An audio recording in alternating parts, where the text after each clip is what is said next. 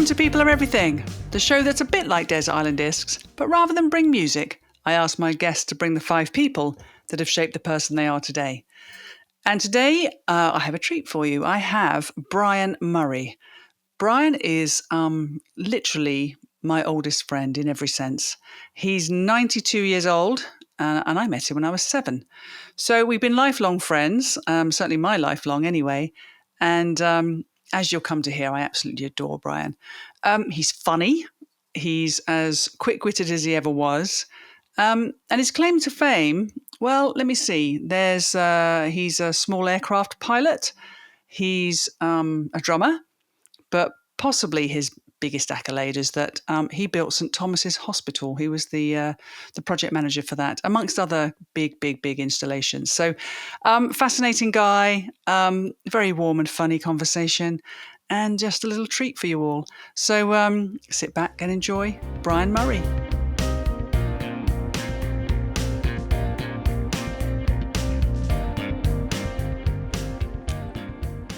Hello, Brian.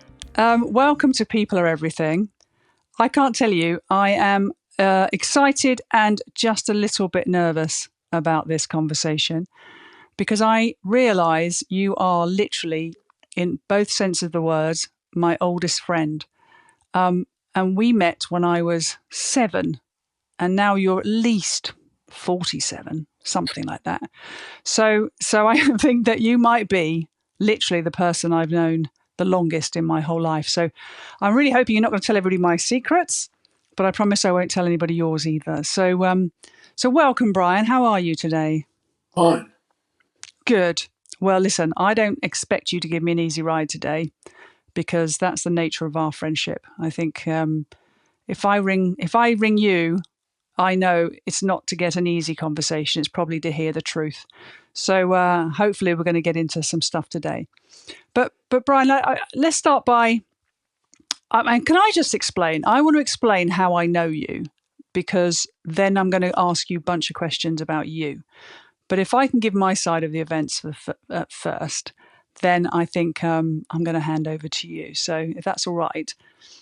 But basically, I met you when I was a ripe old age of 7, and I saw you across the way from where I used to live. And I thought, who's this dashing man there with his, I think it was a Granada car, the biggest car I'd ever seen. And I don't know, I just sort of had, Ford Sierra. It was a Ford Sierra. Well, I remember very, very early on telling you I was going to marry you someday. And I don't think I minded the 40-year-old age difference, did I? That was it. Love at first sight. That time I would have been about 42, I think. That's right. There you go. Doing odd jobs for my Uncle Stan at the weekend. I remember Mr. Meehan, as I knew him. And, you know, I think we'll come on to this later, but there's a favourite photograph of mine which I've written, "To the handsomest man in Essex, love, Julia." And in fact, that's the... believes it. And that's the photo that's on my book. That's the photo that's on the front of my book, by the way, The House on Dogbone Street. So that's how much we've known each other, and you've been a big feature of my life. I knew Sonia for several weeks before you appeared. My sister? Oh, she gets everywhere first, doesn't she? Go on then, tell me. And one day you came into the room where I was sitting around the fire and said, "I'm Julia and I'm 8. Well, I like to start with some facts. These are facts. So my name. Put a year on your age. The what? You put a year on your age. Well, I was probably trying to impress you. I thought you'd like me more if I was a bit older. Well, tell me about you then. Let's start with this. Let's have a little potted history of your life, and then we're going to get into the people that have influenced you. So why don't you just, as best you can, because you know, there are some years in between all of this. But let's say, how would you summarise yourself? I would summarise myself as a wannabe song and dance man who can't sing and can't dance. You are so naughty. Do you know what? I knew you were going to be trouble. Okay, well, how about, as well as that, your life as, let's talk about some of your career highlights. I know there are some. Talking about Lang's and how you were an apprentice there, I think, first, and then went on to do all kinds of things, including building St Thomas's. So don't be shy, don't be coy. No, I started life as an apprentice bricklayer, Mm-hmm. and I'd finished my apprenticeship and I was working on the tools, as they say, various sites around Essex. And I saw an advert in the paper for trainee surveyors wanted by John Laing, and it said, tradesmen may be considered. Ooh. So I applied, and at the time I was doing the Higher National Certificate in Building at Technical College, and I got the job on the basis that I passed the exam, which wasn't known at the time of the interview. But the exam results came out about a month later, and I was given the job. I started with John Laing as a junior cost surveyor Mm-hmm. on the new, as it was then, brand new nuclear power station at Berkeley in Gloucestershire, where I worked for just over a year, and I became the head of the junior surveyors. And following the completion of that job, I asked to go into management, and the job I was working for in Gloucestershire was deemed a civil engineering job, and I had to go back into the building side of Lang's to become, a manager, so to speak. And so I started as a first job in London was the St George's Hotel right next to the BBC in Langham Place. And I was designated there as a site programmer, planner and programmer.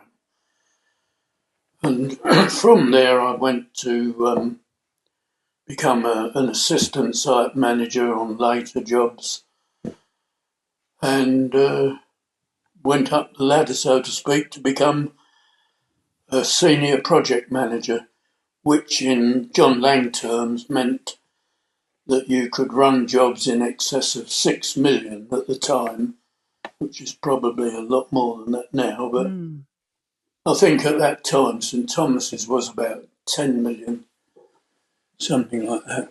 And how long ago would that have been then? So 10 million and what? I think it was in the early 70s, I think. Wow.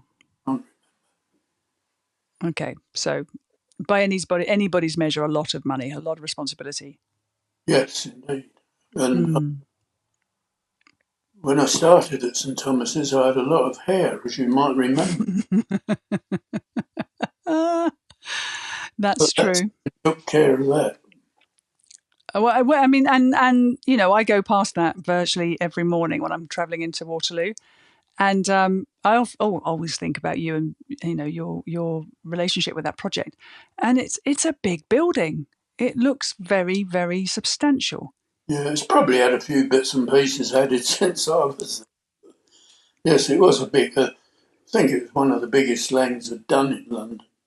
Amazing. Yeah. Well, I'm always very proud to see it and know that you project led that one. Okay, and so that's your career, and I know you pretty much boy to man you were, or man to boy, whichever way around it is, worked at Lang's, didn't you? Because didn't you retired? I retired. I think from them, yeah. Age 65, yeah. Yeah, so a couple of days ago, yes. Which is strange, considering I'm only 57. I know. How are you? Do you know what you are? I don't know. This time machine you have built, amazing. So we're going to come back to that, I guess, because as I know there's other stories around all of that. But as well as the building, what in my head anyway, the key themes I remember very much growing up with you was your love of flying. So let's talk about that. And then also, I think anything mechanical, isn't it? Motorbikes, all kinds of things. Yeah. Well, by working for John Laing, I became friends with chaps who had access to wealthy people's yachts. In other words, they were qualified skippers. And the people that owned the yachts used to let them sail the yachts, when they weren't using them and that sort of thing. And through that, I got quite fairly involved in sailing, and I took part in numerous cross-channel races and stuff like that for a number of years before I went near an aeroplane. And is there a natural link? Was it almost like I've done boats, let's take to the skies? How did No, it come not really. about? It was just that, I was on a big yacht. Having no previous knowledge, I was only doing what the skipper told me to do. And my main job was working the jib sail. So that was the height of my ambition as a sailor. But I also used to do dinghy sailing on the local reservoir. And I did win a couple of dinghy races over the years.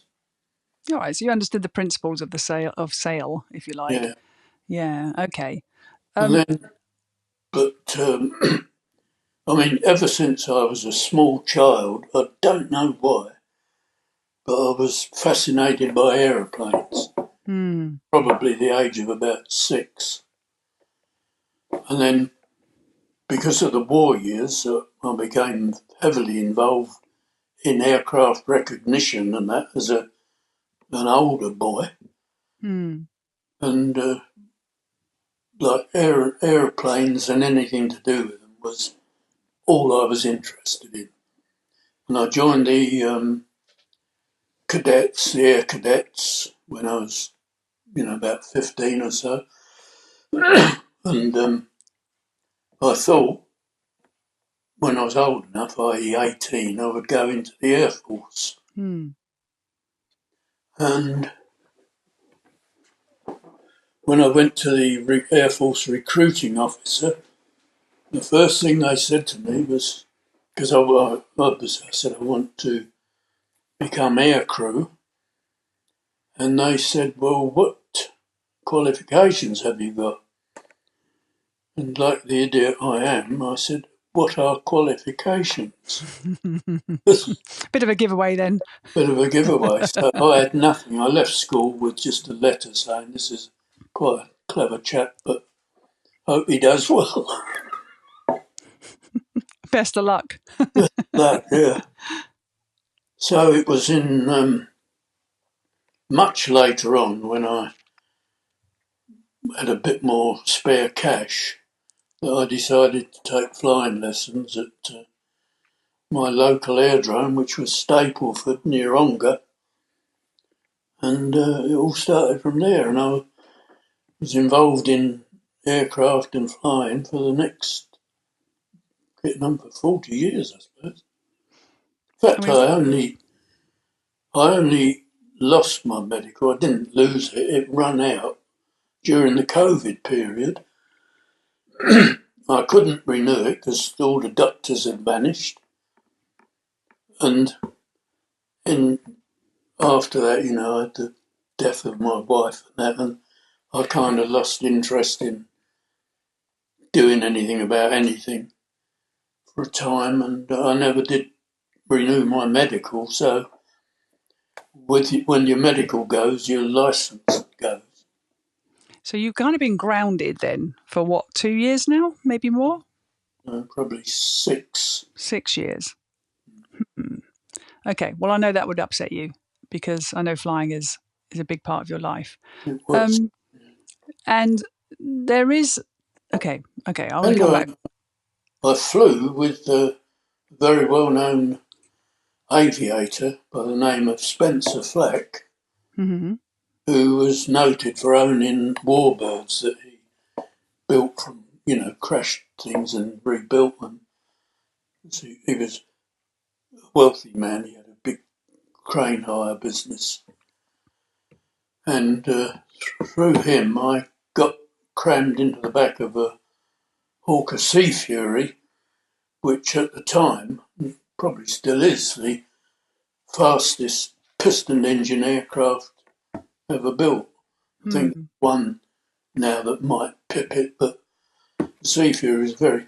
And he crammed me in but there was no seat in it as such, but I was crammed behind his seat, wedged in, so to speak, thinking I was just going for a ride around the Elstree area where he was based.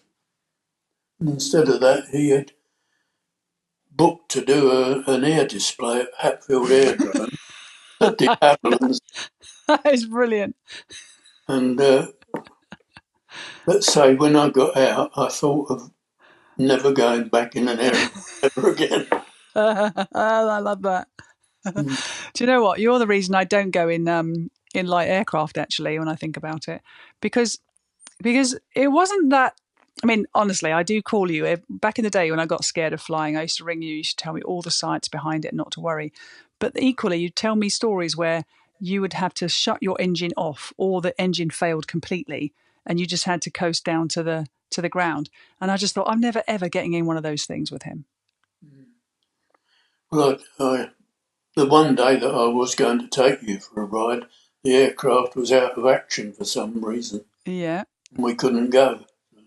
Well, that was the universe making sure I was still here today, talking to you. And we're both here today.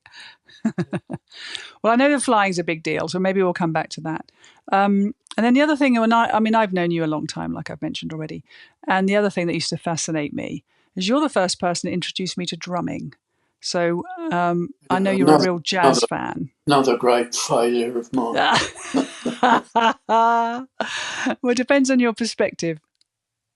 Although I got my son Ben into lessons at a very young age, and he turned out to be quite a good drummer. There you go. Nothing's wasted. In fact, I think he was in the Colchester Band of the Year competition, which they won, his little outfit. Oh, amazing. I didn't know that. Yeah, Very cool. When he was about, 16, 15. Well, okay, so... I went to a very professional drummer by chance, because I met him some other way, which I can't remember now. But I told him that I was interested in drums and I wanted to learn. And he put up with me for about a year and said, "Would you mind taking up the violin?" I never was anything more than a one-trick pony. Oh, funny. Well, although I know you do the ukulele now, so you are the man of many talents. I wouldn't want to say that in front of a musician. Well, listen, I tell you what, let's get into the five, shall we? Because I think there's going to be plenty of colour in these sessions, because there's so much. There's so many stories, I know, because I've had the pleasure of listening to them for so many years. So I know you have struggled a bit with who the five are, but let's just see how we go. Let's start and then see how we go, and we may find that they all tumble into each other. But I know we have spoken, and I know that the first one you want to talk about is your mother, who I don't know if I ever got to meet. I don't think I did I? Got photographs of her, but the Uncle Stan, who we referred to earlier, Mr. Mean, as you called him, yeah, he was married to my mother's sister, Sarah. Okay. So that's the connection. That's the connection. Yeah, yeah. So let's talk about your mum then. When was she born? Oh, you've got me there. Started with an 18, doesn't it? Yeah, somewhere like First World War area. Here. Really? I thought it was pre 1900s. Well, that would be, wouldn't it? I think she was around at the time, I think, of the First World War. Young girl, but Yeah, that that makes was sense. about 1900 and something, isn't it? Yeah, that makes sense. And And she lived to a ripe old age, didn't she? So you've got good genes in that regard. and she came from West Hartlepool, Mm-hmm. which is where my granny lived. I don't think ever came out of it. Well, she did once for somebody's wedding. But my mother was a real hard northern woman. Mm. And as I say, during the war, because my dad was in Burma for most of the war, and so she brought myself, my sister, and my baby brother up on her own. And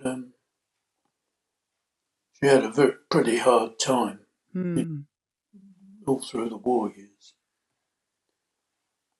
Well, it must Get, have been hard because she's on her own, plus she's got to protect her 3 children. yeah, and getting us down an air raid shelter at night. Mm. She'd no sooner got one down there than while she was getting the other, the first one had gone back to bed. So it took half the night to get us all settled in the air raid shelter. I imagine you gave her a bit of trouble, Brian. We did. Mm-hmm. And as my penchant for falling out of trees was made her, she's always having to visit the hospital to get me fixed up again, stuff like that. So And what age did she made it? What did she get over 100 in the end? I think she did, didn't she? yeah, 101, I think. 101. That's pretty something. Well, nearly 102, I think. Hmm. Oh, that's incredible. Him, her brother, he was 90 something. Hmm. Well, you've got about another 40 years to go, haven't you, by the time machine? Something like that? If we worked at the time machine, yeah. Yeah. Oh, Okay, so she was a big influence on your life, but do you think it was entirely? I don't mean this in a well, she was difficult way, but she was difficult. She found some aspects of her quite difficult. I think some of her. She was quite a no, strong woman. she didn't suffer falls, gladly. Yeah. And it was no use going back to my mum and saying, "Look, Fred Bloggs has hit me." Mm. All she'd say was, we'd get out there and hit him back. And I would say, he's too big. And her reply was, if you can't hit him, kick him. And I was brought up that you just took your punishment and got on with it. Yeah. But that was that time then, wasn't it? It was very much like that. The parenting was very kind of hands off, shall we say. But what do you remember most about her? If you had to describe her to someone now and say what kind of woman she was, what would you say? Very hard working. She was always at work, even during the war. She used to wash glasses at the local pub for a few bob and that sort of thing. She was always working. And what did you, if you had to summarise again though, what you learned from her, what kind of traits did you have from her? Can you pinpoint anything? Stand on your own 2 feet and Yeah. don't whinge about anything, because she couldn't tolerate anybody whinging. Well, how come you didn't listen to that last bit? Hang on a second. I'm thinking every time I ring you, there's something. Well, my knees ache a bit. Yeah. Something's hurting. Yeah. Okay, so stand on your own 2 feet. I mean, independence, be your own person. Oh, definitely. I mean, I've known you, I say, a long time, and I think that's definitely characterised in how you are. Okay, and I mean, that's why I progress in the building industry, because my natural instinct is to want to be in control, to be in charge, to tell somebody, do this, do it, because I'm a born foreman. you're a born boss, the boss. Yeah. And and do you think there's any other characteristics from her that have come through? No, it's just everything about her was, never give in, never cry, just get up and wipe yourself off and get on. And I suppose that's got embedded in me. Yeah, and so different from the modern generation where we're very much in touch with our emotions. I think back then it was very different, wasn't it? It was just like just get up and get on with it. Well, Mm. we weren't at school. We were, I say we, I mean me and the various friends I had around the area. We'd spend our day in Epping Forest from morning till night, and we wouldn't come home until it was dark. Mm. Nobody had a clue where any of us were. Well, lucky you weren't up to anything naughty then, wasn't it? Yeah, but I mean, this business, you got to take children to school and meet them and bring them back. It's all nonsense to me. Yeah, We had to alien. find our own way to school, find our own way back. Do you know what though, Brian? I've got a theory about that. Well, but you weren't back in the day. Let's be honest. I mean, I was raised in the 70s, and it was different then. Even obviously very different to your upbringing. But one thing that we did have in common was there was no mobile phones, there was no internet, there were no computers, and of course, if you went out, you just went out, and you came back when you came back. Um, and the modern parents now have so much connectivity, and I wonder, from a peace of mind point of view, when we were kids, you just didn't know anything beyond what was happening in your own town. Whereas now, I think everybody's scared to death because we get bombarded all day long with news items all over the world, and the world feels very, very frightening, particularly for young parents. I think. Well, I can't ever remember in the last, what, I don't know, 40, 50 years of seeing a child up a tree. Hmm. In fact, when Ben was small, I've got a huge fir tree in my garden. When Ben was very small, I used to take him to the top of that as a sort of daily exercise. And I got into serious trouble once with a local mum whose daughter I took up this same tree when she was about 5 or 6, and they all had heart attacks when they heard about it. I know that tree. It's quite a big tree, Brian. It's Just very, saying. It's a big tree. But no, I get your point. It's like it's a different world back then, and I think the post-war or the people who came through those two wars, everything's relative, isn't it? When you've been through that, then your son coming home with some skinned knees is really nothing at all. So I think it's all to do with how you're exposed to things. So that's your mum then. So when you tell us a bit about your sort of school years, because I know that they were short-lived, but there must have been people in your school years that influenced you either negatively or positively. Because I can't imagine you being particularly studious. I don't mean that in a rude way, but I imagine you were the restless kid that wanted to get out and get playing somewhere. well, I always had a love of reading. And Mm. again, goes back to my mum. She used to read to us stories every night in the air raid shelters.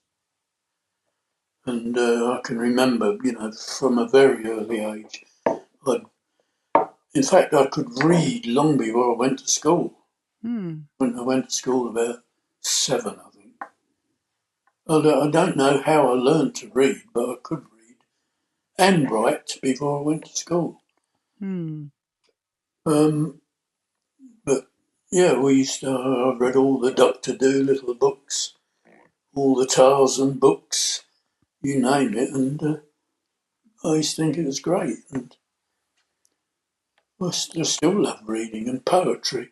In our school in particular, I went to a Roman Catholic school in Chingford, and they were very ferocious. If you didn't do what you were told there, you got a good thrashing. Mm. And but one of our regular lessons was reading poetry and learning it by heart. And people are still amazed that I can quote the odd poem, sort of It's word funny what stays with you. ode to a butterfly and the eagle and that Flora is in the Azores, Sir Richard Grenville. Still, I can still remember most of them. And that's from probably 6 or 7 years old. Yeah, it's funny what stays with you, as I was saying. But Well, okay. So you like to read, but what kind of a student were you at school? Do you remember any key teachers or anything, good or bad? Did any of your teachers sort of stand out for you? Yeah, well, you see, I had a very, I wouldn't say poor schooling, but it was very disruptive because the first one I went to was in Chingford, was a primary school, and I was only there a few days. Hmm. And one of the lessons was knitting, which when my dad heard about, which was just before he went off in the army, he was quite angry about me learning to knit. I remember that. Hmm. And I'd no sooner got settled in that school for about a week when some nuns visited my mother. How they knew she was a Roman Catholic, I do not know. But they said, "What are your child doing in the New Road Primary School? Get him out of there and bring him up here instantly." So I was dragged from the school I just got into the other one in Chingford, with the Catholic one. And I think I was the only, all my mates were Protestants, and I didn't know the difference, No, I at had that to age. go to that school. Yeah, which would have been disruptive. You wouldn't have liked it. But then when the war started and when the bombing got heavier, Hmm. my mum used to take us occasionally, when she could, down to Woking, where her sister lived, Yeah. and I went to school there for about 2 months. I can't tell you what school it was, but I remember a very good English teacher there who used to, hammer things home to us that Hmm. stood me in good stead in later years, so to speak. Hmm. And then I went to, for a couple of only weeks, I think, I went to one in Hartlepool when we went up to see my granny, and then came back, and from the primary school, then I went to the next one up, which was at the time called Secondary Modern, and I finished there when I was 14 and a half. And basically, I knew nothing. I could read and write. I could add up, with the best of them, Yeah. but that was all. Okay. So is that when you left? Then you left at about just I after left 14. 14 and a half, I was on a building site. Hmm. And then within a year, you said you were doing some sort of management role or sort of project management No, role. no, Did you no, say? no. I got an apprenticeship, Hmm. which takes 5 years. I was going to say that would have been interesting to see. Although I imagine you're a pretty assertive 15-year-old even. Yeah, well, as I became a tradesman bricklayer, Hmm. and I could get a job anywhere in those days after the war. They're building everywhere, and I eventually worked for a company. They made me a foreman bricklayer, and one day I was sitting having my sandwich on a building site, and the chap next to me, who happened to be sitting next to me, told me that he was starting some new course at the college. And I said, "What for? Why are you doing it?" And he said, "Well, you don't want to be laying bricks when you're 40 years old." Hmm. He's right. I don't. It's bad enough now. Like, I don't want to be doing this when I'm old. And I went back to college, and, well, over the course of the next, I don't know, 15 years, I became a chartered surveyor and a chartered builder. No, I've got a string of letters if I want to use. Um, but So okay then, Brian. work, So that guy may not be someone noteworthy, but he certainly altered he your all, yeah, career path. he did, yeah. Yeah. It made me think, do I want to stay in bricks forever? Yeah. Okay. All right. Well, that then takes you up to, we mentioned John Laing's was where you spent your adult life and your entire career as such. Was there anybody specifically in Laing's that you, I mean, maybe could even be John, but that really was someone that either gave you some kind of guidance or some, even if it was to be the opposite to somebody that of note? Well, you see, if you can imagine, when I joined Lang's, I was put on a civil engineering job in Gloucestershire, which I had to look on the map to see where it was. I'd never been further than Southend. And if you can imagine, I'd spent all my days building houses or schools or small buildings. And when I got onto this civil engineering site, this nuclear power station, it was like the equivalent of me going to university. Because everybody that I worked with was like 10 light years cleverer than me. And I had all these people telling me things that I didn't know. Yeah. And I sort of became like from a tradesman type of builder to a professional builder. But mainly, although I was doing this technical college and the examinations, I was learning from people who had been doing it all their lives, from been at university, like structural engineers and things like that, which to me was like, you might as well talk to me in Greek. But through knowing these people and working with them, I knew all that plus, because I had their practical Yeah. The experience background. going on around me. And so later in later years, when I was in charge of big sites, I could talk the talk with architects and senior engineers because I'd done it all, been there, done it, and got the teeth. So all that was that one site, which I was on for about 4.5 years, was a new education for me. Well, that sounds like one hell of a project. I mean, nuclear power station, that's going to have some huge technological and structural challenges, much more than sort of housing, I would imagine.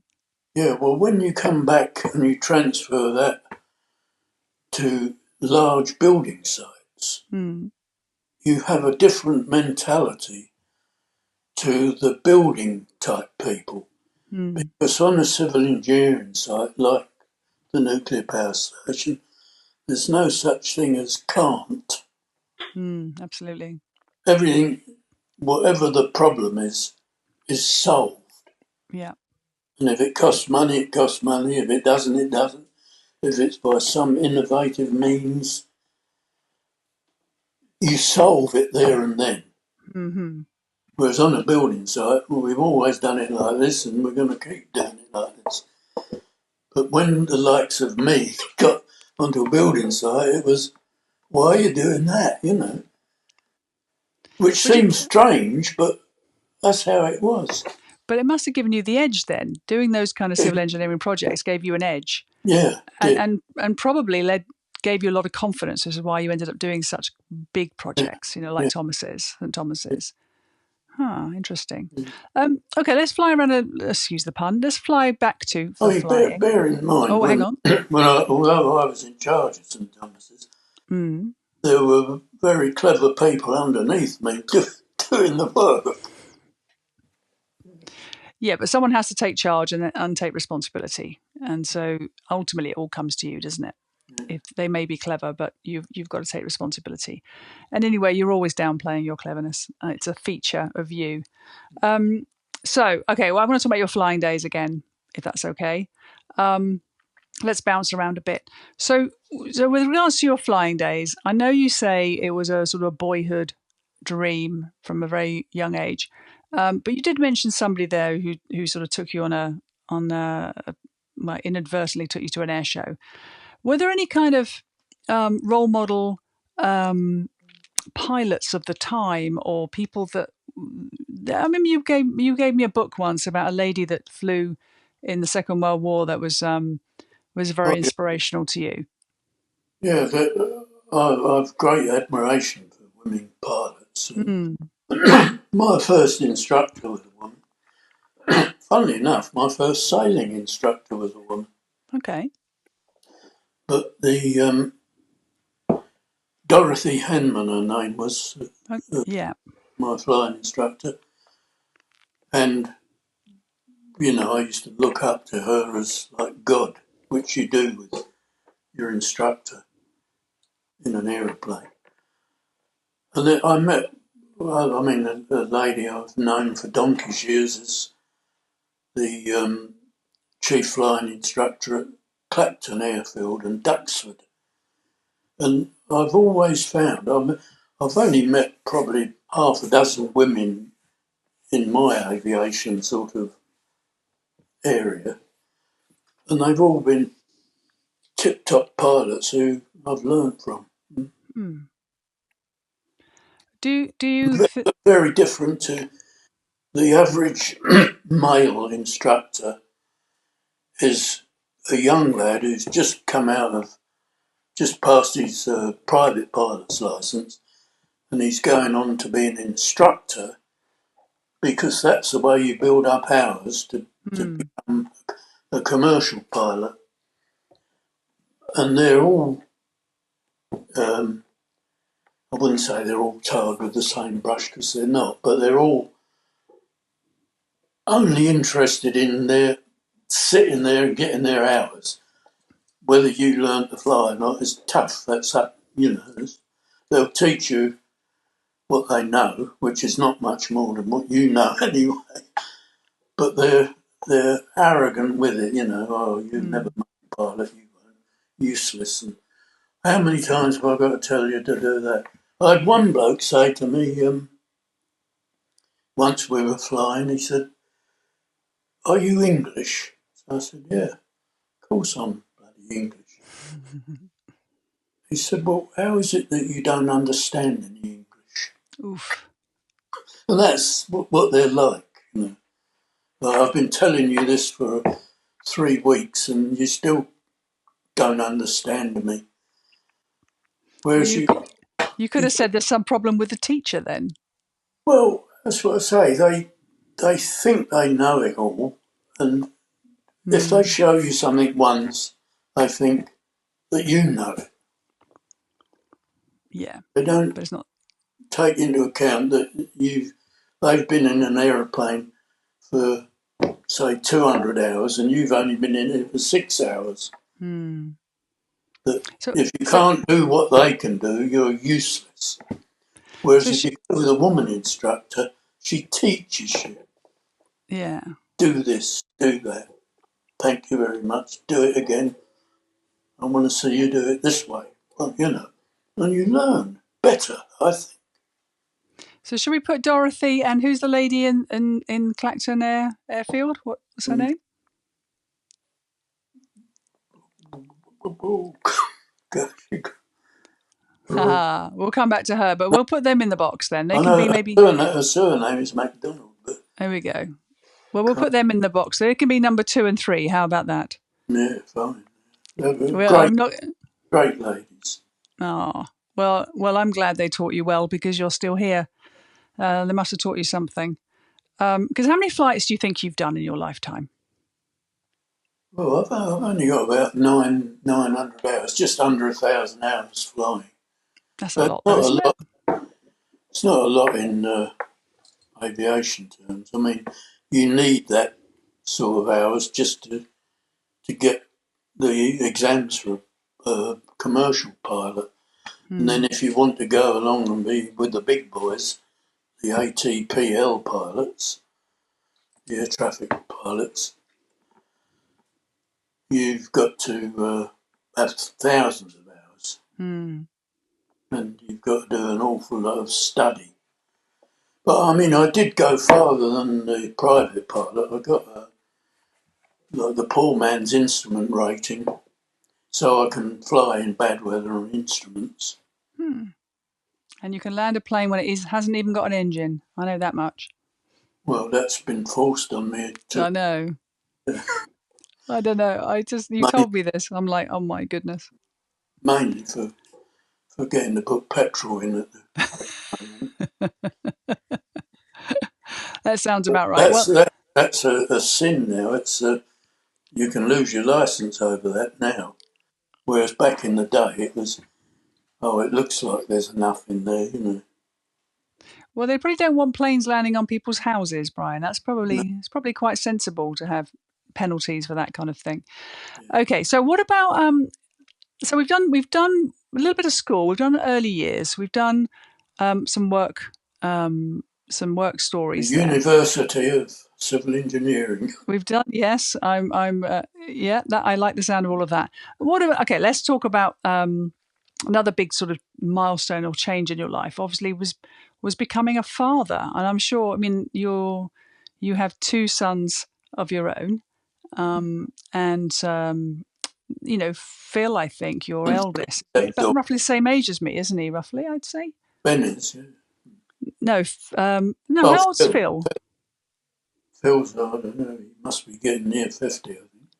Yeah, so I'm mid-50s, so he's probably closer to me than Ben. And Yeah. by the way, I still call Ben Baby Ben. He doesn't like it probably, but he'll always be Baby Ben to me. So fatherhood, how was that for you when you first became a dad? I don't know, really. Do you remember? You thought I was all right? Drumming lessons from the age of 9 months. Yeah, and stuck him in an aeroplane. Yeah. Well, Jane wouldn't let me put him in an aeroplane. No, fair enough. In later years, he came with me, but when he was small, she wouldn't. She just wouldn't allow it. No, sensible, very sensible. Probably again why Ben's still here, which is a good thing. So, but do you feel like you? I What made kind of? Oh, I took her for a flight once, and the only aeroplane I could get my hands on was a heap of rubbish. I mean, it was airworthy, but it rattled and bits fell off it all the time. And I made the mistake of taking her in that. She would never get in another one. you did that on purpose. You said, I'm going to take her on the rickety-ass thing I can find, then I can fly on my own from now on. No, I didn't do it on purpose. Okay, I'm going to get you on the hook, though, for this fatherhood business. What kind of dad would you describe yourself as? Were you very hands-on? Were you just like, Oh, I know yeah. you were working really hard at the time, but were you a pretty hands-on kind of dad? Well, I had more time with Ben because, I was nearing retirement sort of thing. Mm. So, yeah, I mean, when I was working there, because I had a job in Colchester and another one in Braintree, and Jane used to bring him in the lunch hour and lay him on the grass in Colchester Park, and we used to have a little picnic lunch in my half hour off work sort of thing. Yeah, he was always involved. He went everywhere with us. We never left him with anybody else. Everywhere we went, he went. That sounds nice. Sounds really nice. So, okay, so we haven't really done the kind of format of 5 key people. It sounds to me like there's been a lot of people who've kind of come in and out of your life and just I suppose Jane is big because, myself and holidays don't mix. And Jane was the one that said we're going here and we're going there. Because I get lost going down to the high street for a newspaper. And Jane being your late wife, of course, and Ben's mother. And my memory of Jane is someone extremely active. I know she used to love her swimming and rambling and tennis and always physical, always active. Walk. So it was such a shame that, the way, I mean, it was Parkinson's first, wasn't it? First of all. Well, that didn't really come into it because we learned about that. her nose died of an embolism. Yeah. Which was right out of the blue. It really was, wasn't it?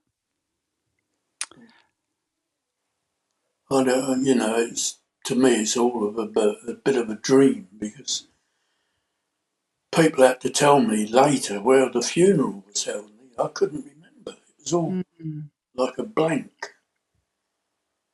And I remember you telling me shortly after that, literally you were in the next room. I think you were making tea or something, and then that was it. Lunch, yeah.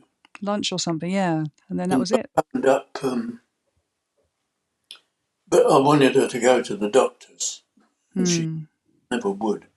But this particular morning, she was complaining about this stomach ache, and I phoned up Maria, my stepdaughter, and by chance, the two of them were together, her and Joe, and they both came over. And Maria noticed that there was a tinge of yellow, and she said, "You look a bit jaundiced," which I hadn't noticed. And she called an ambulance, and I think she died in the ambulance. So quick, so sudden, and so unfair, really, because again, she was so active and so fit. Yeah. And 10 years younger than me. Yeah. No, I know. Very difficult time, and difficult for you in the sort of years following, really. Because how long ago was that now? I mean, we used to say about Jane that she would be a good instructor in the SAS. She was strong. She certainly was strong. But yeah, so how long ago was that? When did she pass? 2017. 7 years now. And how are you keeping yourself busy these days? I do know the answer, but what do you want to say about how it's been for you these last few years? I'm the local odd job man, really. Yeah. I tell my friends that I say, oh, I'm just spoken to Brian today. And I said, how is he? I said, I know he's got backache because he's been on his back doing some sort of building work. And they think you're like Superman or something. Or an idiot. Oh, well, that too. They do say that.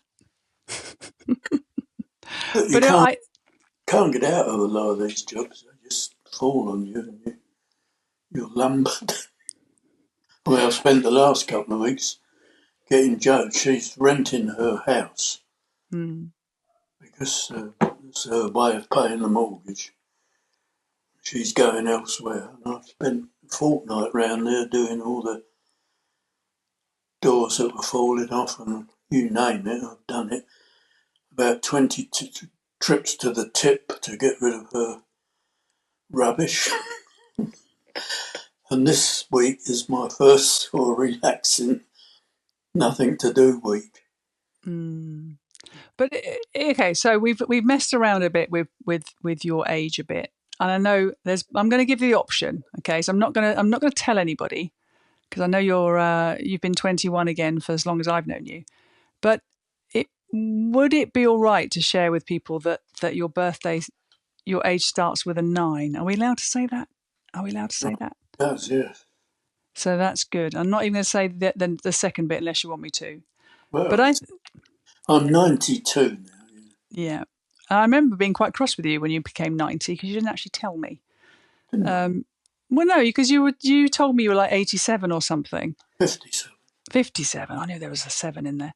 But your age has been such an enigma because you just defy it completely. I've known you, say, such a long time. And I've got a photograph of you from only about 2 years ago where you are lifting an empty beer keg and pretending to drink from it. So I think you would have been 89 then, I think, something like that. So, and you're still doing work for people. You're still, I don't know, to me, you're the same as you ever were when I first met you all those years ago. Yeah. Well, only a couple of weeks ago, I was out on the roof jet washing the tiles.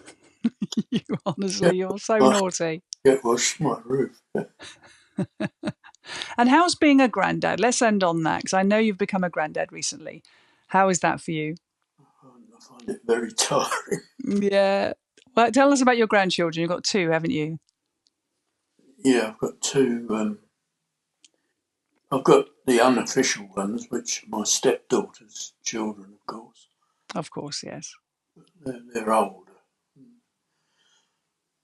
I don't think they're all that fond of me. I don't believe it. Well, they've both been trained by extremely left-wing mums to avoid, like, I think they refer to me as Genghis Khan II. Yes, yes. Well, you are as far from the left, from a lefty as anyone could be, I think. So I imagine that's quite challenging. It is in this household. But But Ben, your youngest, has just had a couple of babies. Ben's That must not be too bad. Yeah. When I think of grandchildren, I suppose I think of your babies right now, the grandbabies. Yeah, And they must be tiring, but delightful at the same time. they're good fun when I go down there. Yeah, good. And I'm going to finish lastly, because people won't believe this either. Lastly, tell everybody what car you drive, Brian. What car I drive? I drive a Skoda Kamiq. Yes. Is it bright red? No, I swapped Oh, that. you've sold that one recently, haven't you? Yeah, I've got a blue one. Oh, very, very conservative now. But the red one was much more And I sporty. learned something yesterday. Go on, tell me. There's a lady on TV, I can't remember her name, and she's a professor of history. Mm. She was doing a program in Turkey, and she was commenting on a blue arch, some historic building. Yeah. And the Turkish lady who was speaking in Turkish said, turquoise. And she said, no, it's blue. And it turned out that turquoise is Turkish for blue, and I didn't know that. I didn't know that either until just then. There you go. Every day's a school day. Even when you're 92, you can learn something new. You can. Yeah. Well, listen, the format usually is I ask people how they're going to pay things forward. But there is an element of me that's conscious of, at 92, you've done your time now, Brian. You don't need to pay anything forward. It's what can we do for you, really? Because I think of you as someone who's always active, always done things. I want to do my final, what I should have been all my life, a song and dance man. I want Back to that. I want someone to teach me to dance, like Fred Astaire. All right. Well, maybe that's what we'll pay forward for you. We will organise you some dance lessons. How about that? I want to be like Fred Astaire. All right. Done. Up and downstairs. I still do that now and again. When I find a big flight of stairs, I come down it backwards and so. Yeah. Do you know, one of my favourite things is when I call you, I know you're always going to say the same thing. I say, how you doing, Brian? You said, fine. I've just had the chorus girls here again. Now the ballet girls. Is it the ballet this time? Okay, fine. Well, on that note, thank you, Brian. This has been very, very... I knew I'd like this conversation because I, of course, adore you and know you very well. And I really wanted to give you a platform for you to tell people all your interesting stories and to get to your insights of the world and definitely your humour. So this won't go near a police station, will it? This definitely is going to go to all the police stations, the most wanted. They'll know where you are now. Listen, thank you for today, and thanks for joining me and joining this conversation. And you are as young as ever.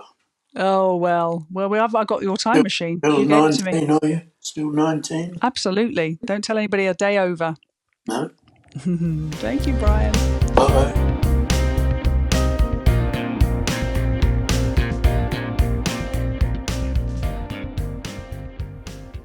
Well, that was Brian. I told you were in for a treat. He just makes me laugh. You can probably tell. I laughed a few times during that conversation. I hope you enjoyed it as much as I did. So that brings me to the end of season 1. I hope you've enjoyed it. We're going to take a short break. We're back on April the 22nd.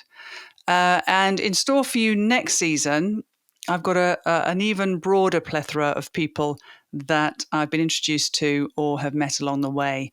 So I'm really looking forward to introducing you to season 2.